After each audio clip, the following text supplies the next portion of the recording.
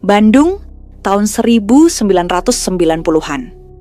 SD Sabang, yang terletak di tengah kota Bandung, terlihat seperti sekolah dasar pada umumnya. Halamannya luas, bangunannya bergaya kolonial, dengan dinding tebal dan jendela besar. Namun, bagi warga sekitar dan mantan murid-muridnya, ada sesuatu yang tidak beres di sana, terutama setelah jam sekolah selesai. Konon, sekolah ini dibangun di atas bekas lahan pemakaman masa penjajahan, dan beberapa bagian bangunannya tidak boleh direnovasi sembarangan. Karena tiap kali diubah, selalu ada kejadian janggal menyusul. Kisah paling menggemparkan terjadi di tahun 1997. Seorang anak kelas 4 bernama Yuda tiba-tiba menghilang di dalam lingkungan sekolah. Ia terakhir terlihat bermain di dekat gudang belakang saat jam istirahat. Teman-temannya mengaku Yuda sedang main petak umpet dan masuk ke gudang. Tapi saat dicari, gudang terkunci dari luar, dan Yuda tidak pernah keluar. Seluruh area sekolah digeledah. Polisi dikerahkan, bahkan keluarga Yuda menunggu berhari-hari di depan gerbang sekolah. Tapi hasilnya nihil.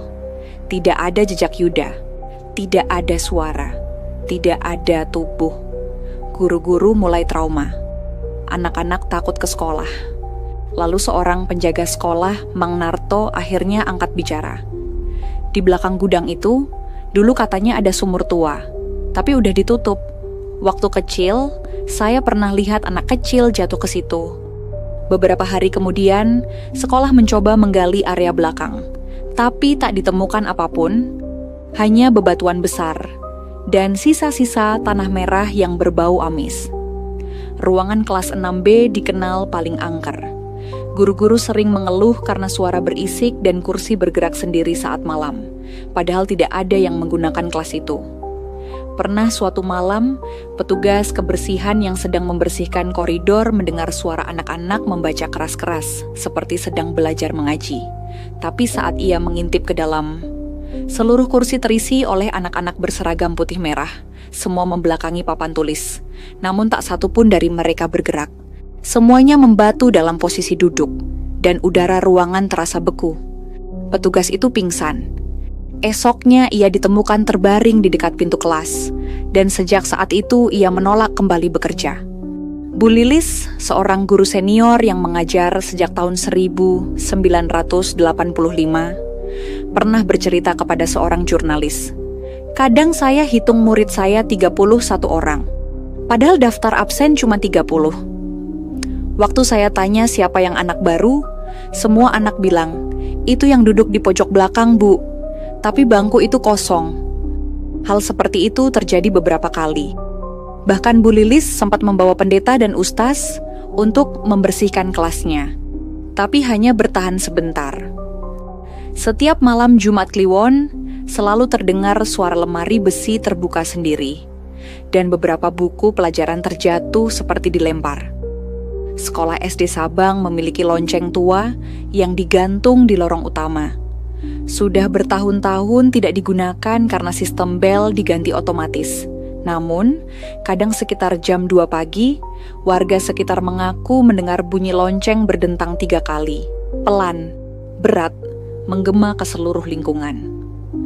Konon, jika kamu dengar bunyi lonceng itu, akan ada yang meninggal dalam waktu 3 hari di sekitar sekolah tersebut. Beberapa warga percaya itu tanda arwah anak-anak yang belum bisa pulang. Beberapa lainnya percaya itu suara penjaga lama sekolah yang tak pernah benar-benar pergi. Yuda masih di sana?